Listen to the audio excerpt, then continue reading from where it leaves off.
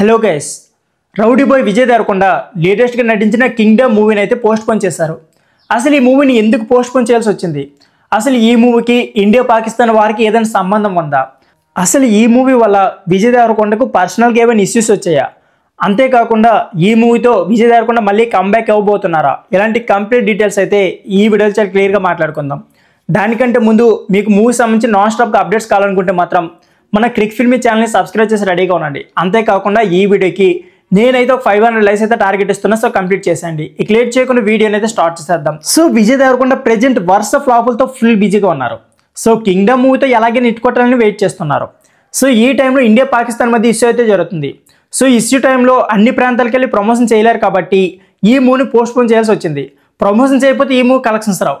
So collection రాకపోతే మళ్ళీ విజయ్ దేవరకొండ లైఫ్లో మళ్ళీ ఒక ఫ్లాప్ అయితే ఉంటుంది. సో అందుకనే అన్ని విధాలుగా ఆలోచించి ఈ మూవీని అయితే July 4th అయితే పోస్ట్ పోన్ చేశారు.